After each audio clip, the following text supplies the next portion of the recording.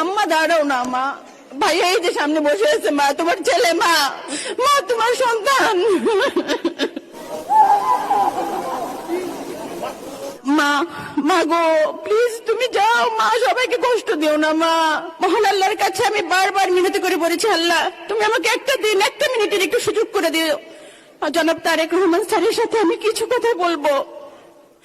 আমার ভাই মোহাম্মদ মাজহারুল ইসলাম রাসেল, সে জগন্নাথ বিশ্ববিদ্যালয়ের ছাত্র দলের নেতা ছিলেন। 2013 সালে 4 ডিসেম্বর বসুন্ধরা আবাসিক এলাকা থেকে সুমন ভাইয়ের সাথে গুম হয়ে যায়। সে শুধু তার নেতাকে বাঁচাতে চেয়েছিল। ওকে যখন মেটাল রড দিয়ে পিটাতে পিটাতে মাটিতে ফেলে দিচ্ছিল, বলতেছিল সুমন কোনটা বল, সুমন কোনটা বল। ও মার খেয়ে পরে মাটিতে লুটে পড়ে বলে নাই এই যে সুমন। ঠিক তেমনই ভাবে 13টা বছর ধরে আমার বাড়ি হচ্ছে শেরপুরের নকলা উপজেলাতে। আমাদেরকে ঠিক এমন ভাবে অত্যাচার অবিচার করা হয়েছে। বিএনপি কেন করিস তোরা? আমরা বিএনপি ছাড়ি নাই, আমরা ছেড়ে যাই নাই। আমার 2 ভাই 1 বোন। আমার শুধু একটা কথাই কানে বাজে, আমি যখন ছোট ছিলাম আমার ভাইয়ের সাথে আমার এতটা খুনসুটির একটা সম্পর্ক ছিল।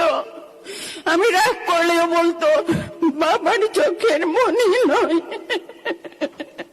ভাইয়ের সোনার খনি নয়, ভাইয়ের আদরের ছোট বোন।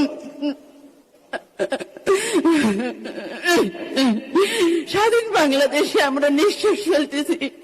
আমি শুধু সেই দিনটার অপেক্ষায় আছি। এই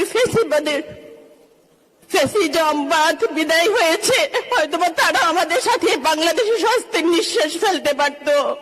কত স্বপ্ন ছিল তাদের, হাজারো জনতার উচ্ছ্বাসে তারা একাত্মতা প্রকাশ করত।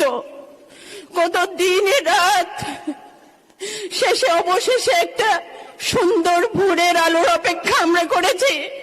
আমার ভাইয়ের দরজার কড়া নাড়ার শব্দে আমাদের ভিতরে সমস্ত নীরবতা ভেঙে খান খান হয়ে যাবে, কিন্তু ভাঙেনি সেই নীরবতা।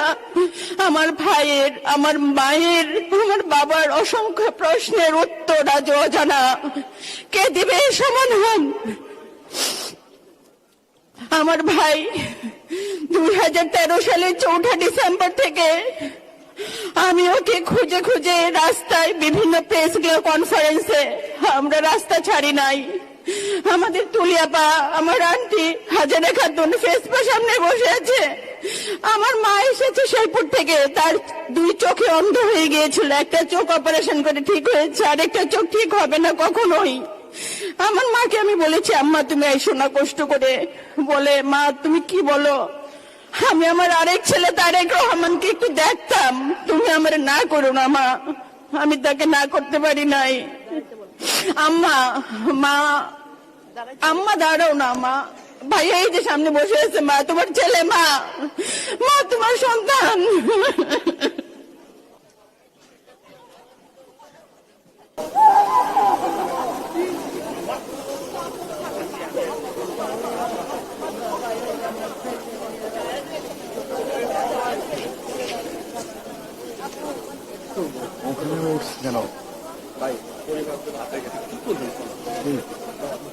আপনি বলেন।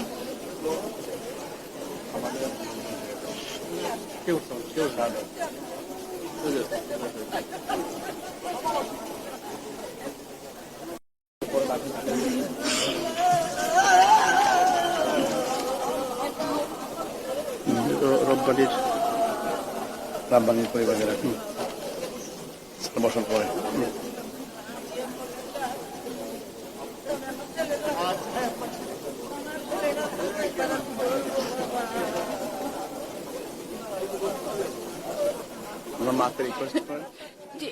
মা, মা গো প্লিজ তুমি যাও মা, সবাইকে কষ্ট দিও না মা। মা প্লিজ, সবাইকে ধন্যবাদ, আমি সরি প্লিজ।